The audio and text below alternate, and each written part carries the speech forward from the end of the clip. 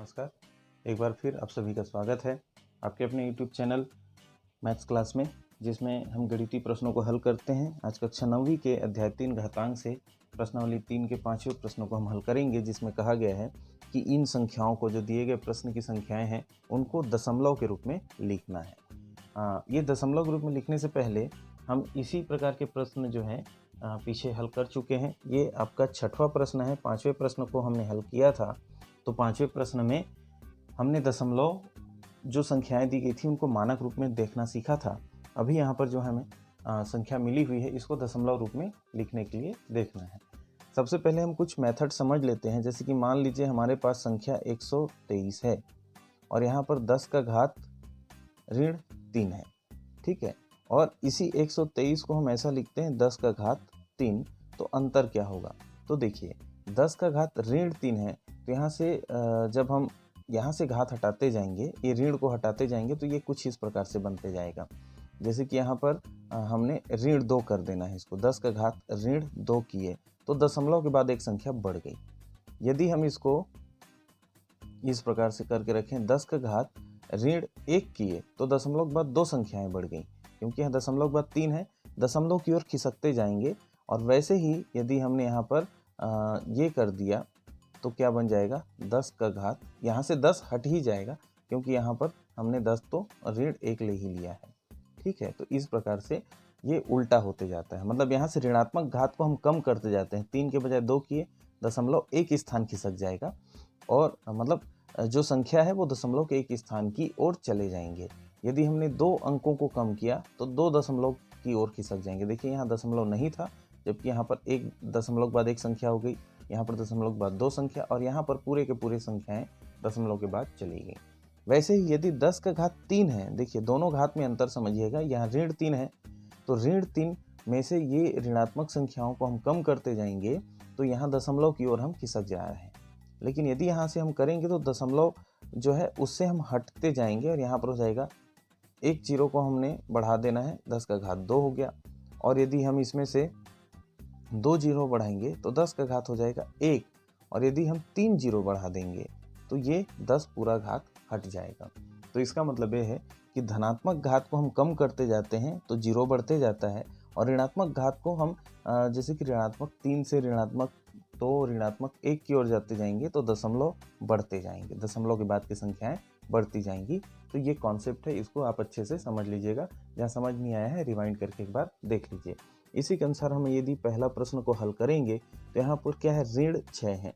इन ऋण 6 को हम हटाएंगे तो दशमलव बाद संख्या घटेगी।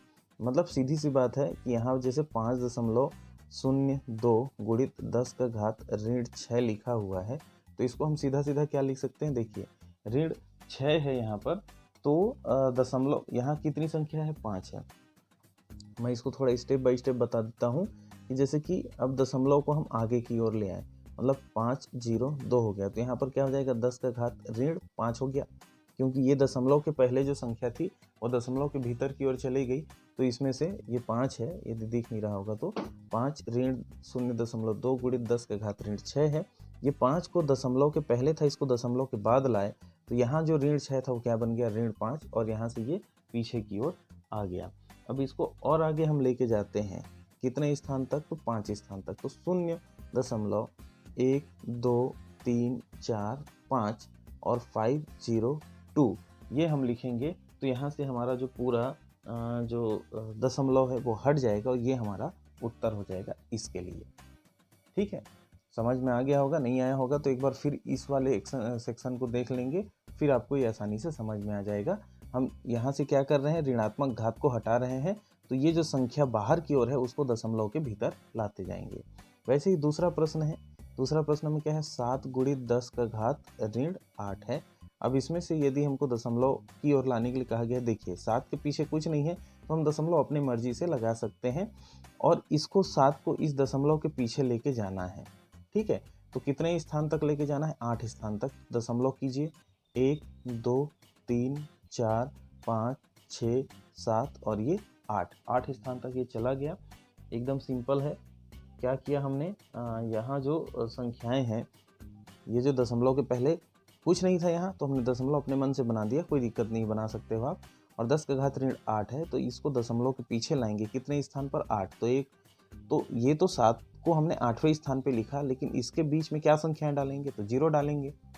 ठीक है, कोई दूसरी संख्या आप अपने मन से नहीं रख सकते, यहाँ 0 ही डालना है। तो दशमलव 1 2 3 4 5 6 7, 8वें स्थान पर 7 को लिख दिया, तो ये 10 का घात ऋण 8 हट गया। ठीक है, सिंपल। अब उसके बाद हम ये तीसरा संख्या में क्या दिया है, देखिए ये आपका इन दोनों से अपोजिट है, इसका उल्टा है। कैसे उल्टा है, देखिए क्यों उल्टा है हम समझते हैं। 1.0000, 4 बार शून्य है, 1 गुणित 10 का घात हो गया 9।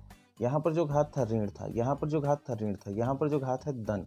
तो धन का मतलब ये है कि यदि मान लो हम इसको ये जो दशमलव के एक स्थान की ओर इसको ले आए और दशमलव जो है ऐसे लगा दिया, मतलब ये 1.0001 था, तो इसको हमने 10.001 किया, तो यहाँ पर क्या हो जाएगा, 10 का घात 8 हो जाएगा। ठीक है, मतलब दशमलव पीछे खिसक रहा है। ठीक है, यहाँ पर आगे खिसक रहा है, यहाँ पर कहाँ जा रहा है, पीछे खिसक रहा है। तो पीछे की ओर खिसकाते जाएंगे ये 0, मतलब ये 10 का घात कम होते जाएगा। ठीक है, अब यहाँ पर मान लीजिए इसको भी आगे लेके जाएंगे तो ये ऐसा हो जाएगा,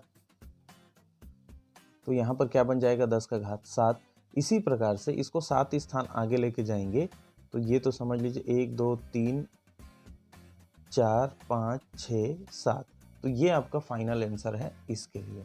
ये बीच के स्टेप्स नहीं लिखेंगे तो भी चलेगा, आप डायरेक्ट यहाँ से लिख सकते हैं। देखिए कैसे, दशमलव के बाद कितनी संख्या, 1 2 3 4 5, और उसके बाद यहाँ 9 स्थान हटना है ना, तो 1 2 3 4 5 हो गया और 4 शून्य और लगा दिए, तो 1 2 3 4 5 6 7 8 9, तो ये आपका उत्तर होगा। यदि 10 का घात 9 है तो दशमलव जो है पीछे हटते जाएगा, और यदि ऋणात्मक घात है तो दशमलव कहाँ जाएगा, आगे की ओर बढ़ते जाएगा। ये दोनों में अंतर है। इन दोनों अंतर को समझने के लिए मैंने यहाँ पर आपको बता दिया था। एक बार और बता देता हूँ कि 123 गुणित 10 का घात ऋण 3 है, यहाँ दशमलव नहीं है, दशमलव हम अपने मन से लगा लेते हैं यहाँ पर। तो यहाँ पर यदि एक स्थान आगे घटाएंगे तो ऋण 2 हो जाएगा घात, यदि 2 स्थान तो ऋण 1, और पूरे के पूरे तीनों को दशमलव भीतर लेके जाएंगे तो ये हट जाएगा।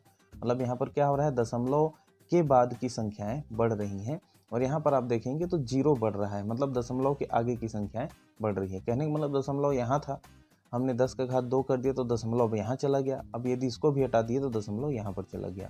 मतलब दशमलव क्या हो रहा है, पीछे की ओर जा रहा है, और यहाँ पर क्या हो रहा है, आगे की ओर जा रहा है। यही दोनों में अंतर है।